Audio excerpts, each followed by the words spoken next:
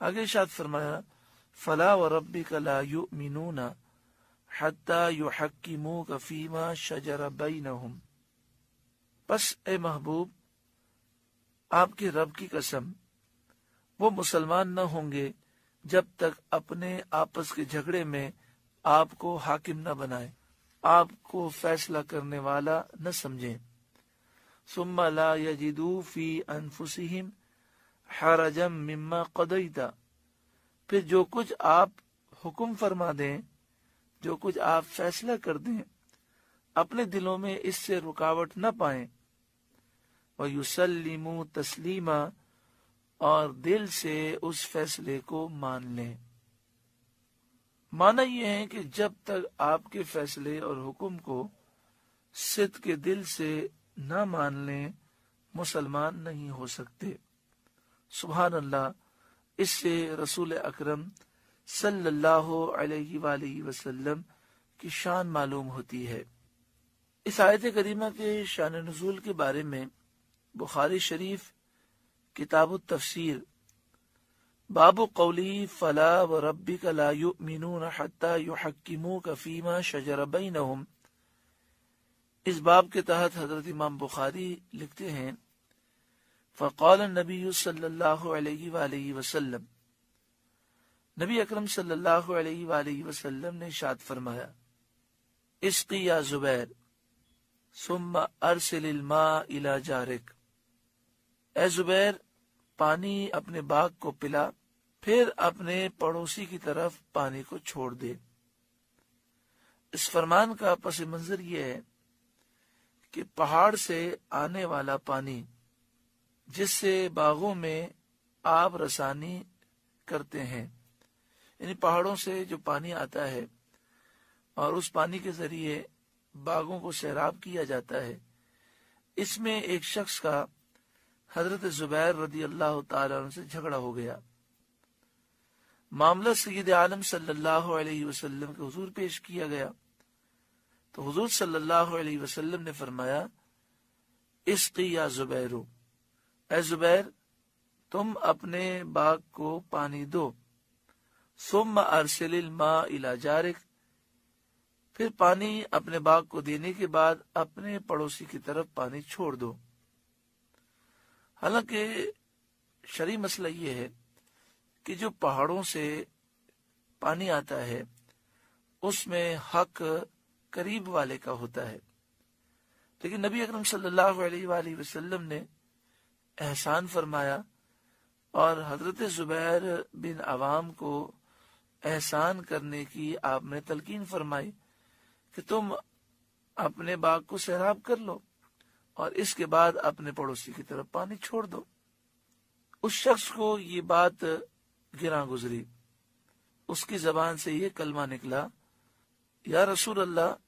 زبیر آپ کے پھوپھی ذات بھائی ہے۔ نبی اکرم صلی اللہ علیہ وآلہ وسلم ناراض ہوئے اس بات سے، ثم قال، پھر آپ نے فرمایا اسقی یا زبیر، اے زبیر اپنے باغ کو پانی سے سیراب کر، ثم احبس الماء، پھر پانی کو روک لے، حتی یرجع الی الجدر، یہاں تک کہ پانی کھیت کی منڈیروں تک پہنچ جائے، ثم ارسل الماء الی جارک، پھر پانی کو اپنے پڑوسی کی طرف چھوڑ دے۔ تو اس پر یہ آیت کریمہ نازل ہوئی۔ قال زبیر فما احسب هذه الآیات الا نزلت فی ذلک، حضرت زبیر رضی اللہ تعالیٰ عنہ کہتے ہیں میں یہ سمجھتا ہوں کہ یہ آیتیں اسی واقعے پر نازل ہوئی تھیں۔ بخاری شریف کے جو شارحین ہیں انہوں نے اس پہ کلام کیا کہ حضرت زبیر بن عوام سے جھگڑا کرنے والا وہ جو شخص تھا وہ کون تھا۔ بعض نے کہا کہ وہ منافق تھا، بعض نے فرمایا کہ یہ تھا مسلمان، لیکن جب اس نے یہ کلمہ کہہ دیا اور جذبات میں اور غصے میں یہ بات اس نے کہہ دی تو یہ مرتد ہو گیا۔ پھر اللہ تعالیٰ نے اسے توبہ کی توفیق عطا فرمائی اور نبی اکرم صلی اللہ علیہ وآلہ وسلم نے بھی اس کی توبہ قبول فرمائی اور حضور نے اسے معاف فرما دیا۔ پھر حالت اسلام میں زندگی گزاری انہوں نے، اور پھر مسلمان ہونے کی حالت میں ہی ان کا خاتمہ ہوا۔ اس آیت کریمہ میں یہ حکم دیا گیا کہ مسلمانوں کو ہی چاہیے کہ نبی اکرم صلی اللہ علیہ وآلہ وسلم جب کوئی فیصلہ فرما دیں تو حضور صلی اللہ علیہ وآلہ وسلم کے فیصلے کو وہ دل و جان سے قبول کریں، اور ہر جھگڑے میں وہ حضور کی بارگاہ میں فیصلہ لینے کے لیے جائیں، اور جب فیصلہ ملے تو دل و جان سے قبول کریں اور دل میں کسی قسم کا کوئی خیال نہ لائیں۔ یہ مومن کے لیے ضروری ہے۔ آج 1400 سال گزرنے کے بعد بھی ایک مسلمان کے لیے یہ چیزیں ضروری ہیں۔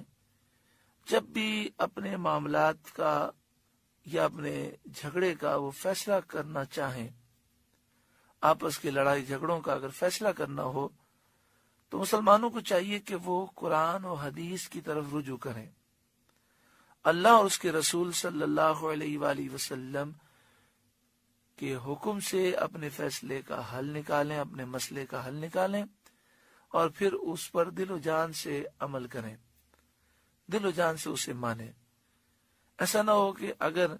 شریعت سے کوئی حل نکلے اور وہ ہمارے لیے بہتر ہو، ہمیں فائدہ لگ رہا ہو تو ہم مانیں، اور ہمیں نقصان لگ رہا ہو تو ہم انکار کر دیں۔ مومن ایسا ہرگز نہیں کر سکتا۔ اگلی آیت کریمہ کا شان نزول یہ ہے کہ ثابت بن قیس بن شماس سے ایک یہودی نے کہا کہ اللہ نے ہم پر اپنا قتل اور گھر بار چھوڑنا فرض کیا تھا، ہم اس کو بجا لائے۔ یعنی مراد یہ ہے کہ جب ہمارے باپ داداؤں نے بچڑے کی پوجا کی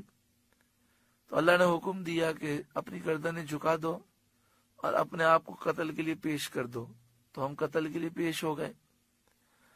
اللہ نے ہمیں حکم دیا کہ مصر چھوڑ دو اور شام جاؤ اور دشمن سے مقابلہ کرو، تو ہم نے اپنے گھر بار چھوڑ دیے۔ تو ثابت نے فرمایا کہ اگر اللہ ہم پر فرض کرتا تو ہم بھی ضرور بجا لاتے۔ اس پر یہ آیت کریمہ نازل ہوئی۔